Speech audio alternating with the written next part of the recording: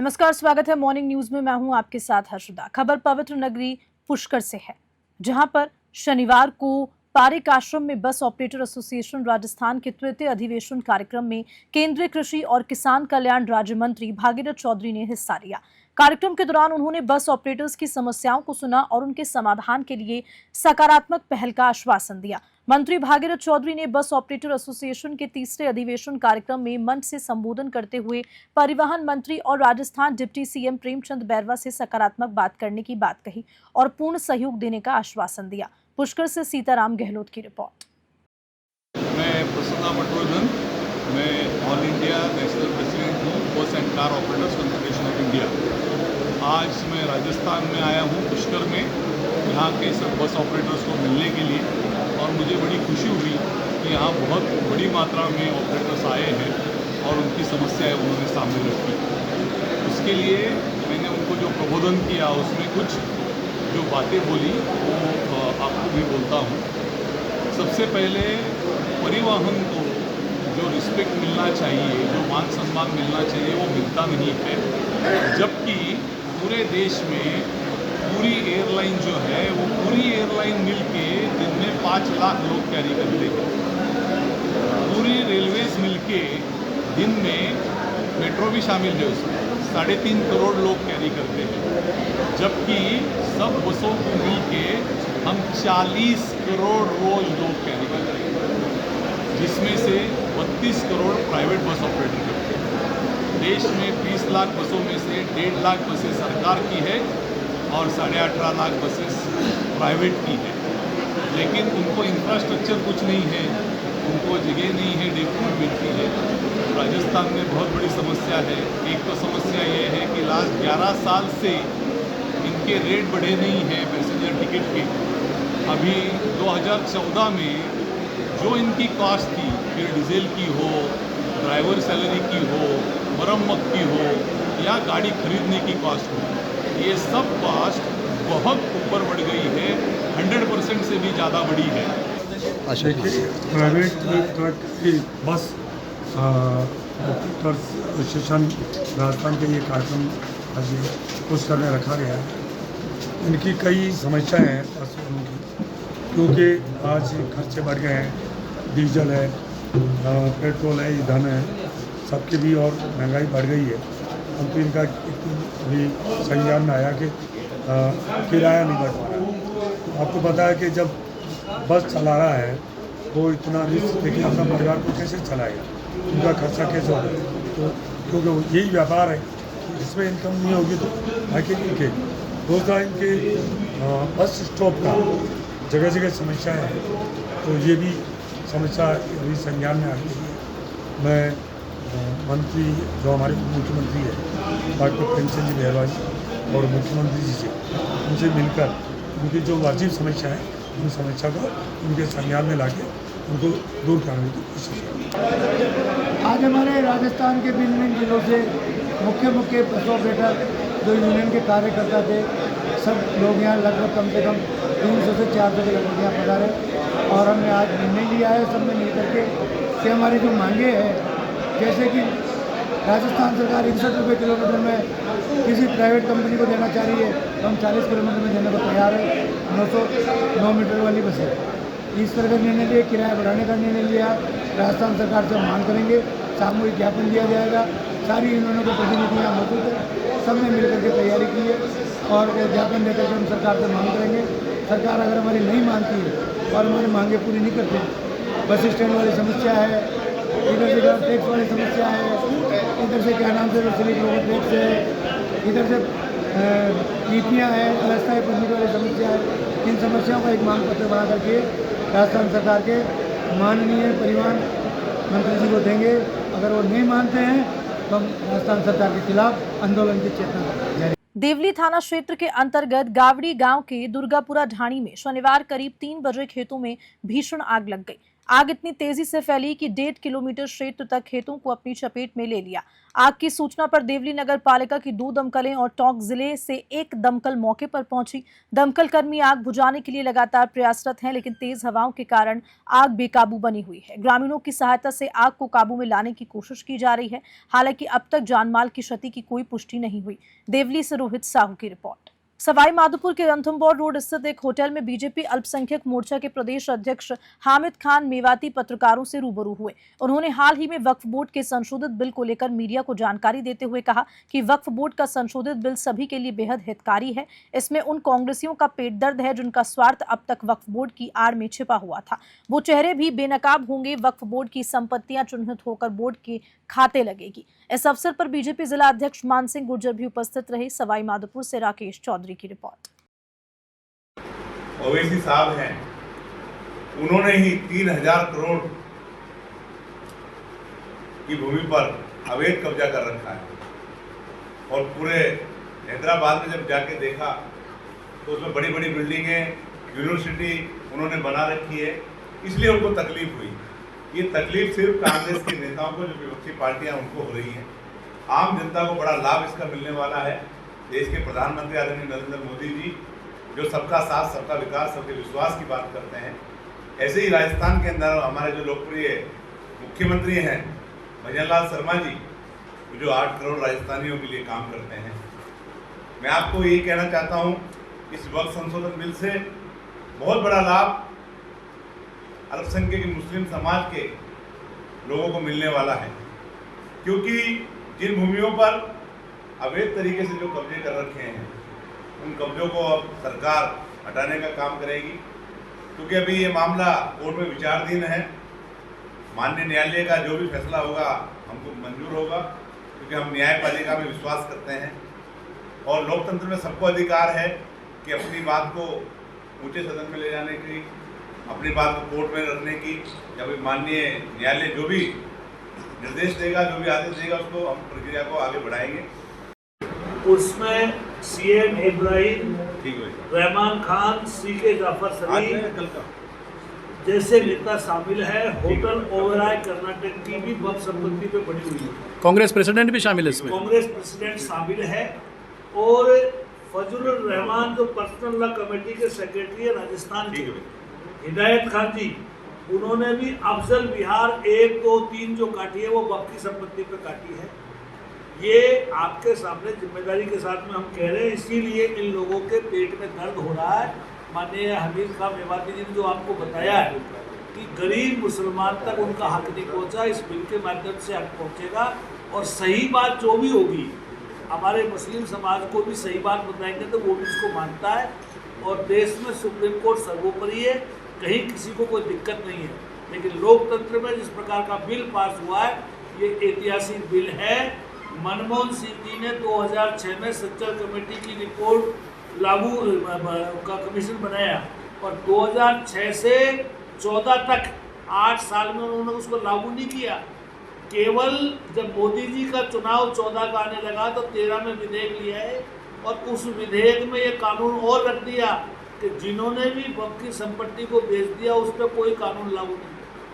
डीडवाना जिला मुख्यालय पर काफी लंबे समय से मेडिकल वेस्ट को लेकर समस्या चली आ रही है। यहाँ के राजकीय बांगड़ जिला अस्पताल के मेडिकल वेस्ट को हॉस्पिटल के पीछे रखे कचरे के डिब्बे में डाला जा रहा है, जिसकी वजह से जानवरों एवं इंसानों के स्वास्थ्य पर खतरा मंडरा रहा है। मेडिकल वेस्ट को खुले में डालने से कई तरह के दुष्परिणाम सामने आ रहे हैं। खुले कचरे में पशु विचरण करते हैं, वे पशु मेडिकल वेस्ट की वजह से चोटिल भी हो जाते हैं, उनकी जान भी चली जाती है। इस तरह बच्चे भी सड़कों पर खेलते रहते हैं तो कई बार खेलते खेलते इधर उधर हो जाते हैं। मेडिकल वेस्ट जो सड़कों पर डाला जाता है उसमें जो सिरिंज वगैरह होती है उनकी सुई बच्चों को लग सकती है, जिसकी वजह से बच्चों को कई तरह की हानि हो सकती है। वहीं पशु भी इस मेडिकल वेस्ट का सेवन सड़कों पर पड़े होने की वजह से करते हैं, जिसकी वजह से उनकी जान चली जाती है। डीडवाना से गुलाम नबी आजाद की रिपोर्ट। जोधपुर में इन दिनों लव जिहाद और लिव इन रिलेशनशिप के मामलों में लगातार बढ़ोतरी देखने को मिल रही है। बीते दिनों सूरसागर थाना क्षेत्र की एक युवती समुदाय विशेष के युवक के साथ फरार हो गई थी। इसी दिन एक और मामला उदय मंदिर थाना क्षेत्र से सामने आया, जहां मदरेना कॉलोनी की एक युवती समुदाय विशेष युवक के साथ लिव इन रिलेशनशिप का प्रमाण पत्र बनवाने कोर्ट पहुंची थी। जानकारी मिलने के बाद हिंदू संगठनों के कार्यकर्ताओं ने युवक युवती को पकड़कर उदय मंदिर थाने पहुंचाया और आरोप लगाया कि ये भी लव जिहाद का मामला है। थाना प्रभारी सीताराम खोजा ने बताया कि पुलिस मामले की जांच में जुट गई है। जोधपुर से मनोहर सिंह की रिपोर्ट। अभी पूरे भारतवर्ष में ये जो लव जिहाद के मामले बन रहे हैं, ये देश के लिए, समाज के लिए बहुत घातक होते जा रहे हैं। बच्चियों को बरगला करके, फुसला करके, लोभ और लालच में उनको लव जिहाद में फंसाया जा रहा है। उनके वीडियो बनाए जा रहे हैं, असली छायाचित्र बनाए जा रहे हैं, पोर्नोग्राफी से उनके वीडियोज़ को मिक्सअप करके और उनको फंसाया जा रहा है। इससे निजात पाने के लिए विश्व हिंदू परिषद संगठन पूरे मन से प्रयासरत है। समाज से हम आशा करते हैं कि बच्चियों को प्यार से रखें, उनके ऊपर सख्ती और नरमी दोनों अपनाएं, ताकि देश के अंदर ये जो घटनाएं हो रही है, ये घटनाएं की पुनरावृत्ति न हो। आज का क्या मामला है? आज जोधपुर के अंदर लव जिहाद के 2 मामले आए हैं, एक सूरसागर के अंदर, एक उदय मंदिर के अंदर। हम इसमें ये प्रयास कर रहे हैं कि ये जो बच्ची जिसको बरगला करके इसको लव जिहाद में फंसाया गया है, इसको वापस पुनः स्थापित किया जाए और हिंदू संगठन इनके लिए सब तन मन धन से तैयार है। ये कोर्ट में एक युवक और युवती को इस शादी के कागजात तैयार करवाने आए थे, तो यहाँ पे भीड़ हो गई, काफ़ी लोग इकट्ठे हो गए। हमारे को सूचना मिली तो यहाँ थाने लेके आए। अब लड़की को वो घर वालों को भी बुलाया, उनसे मिलाया, तो समझाइश करके अभी वो लड़की घर वालों के साथ जाने को तैयार नहीं है, तो इसलिए हम उसको यहाँ पे सरकारी उसमें केंद्र में भेज रहे हैं। राजस्थान हाईकोर्ट ने एक हत्या के मामले में सजा काट रही महिला ममता की जमानत अर्जी को स्वीकार कर लिया।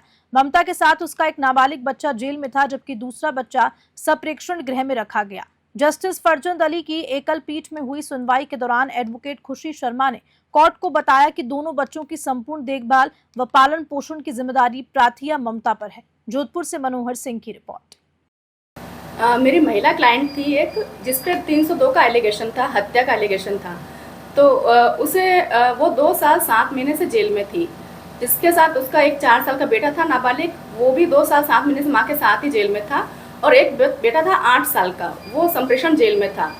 तो इन तथ्यों को ध्यान में रखते हुए मैंने अपील की हाई कोर्ट में जस्टिस फरजंद अली सर के सामने। तो मैंने उनको ग्राउंड बताया सर को कि सर 2 बच्चे हैं नाबालिग, वो भी माँ के साथ है 4 साल का, और एक 8 साल का बेटा है, वो संप्रेषण गृह में है।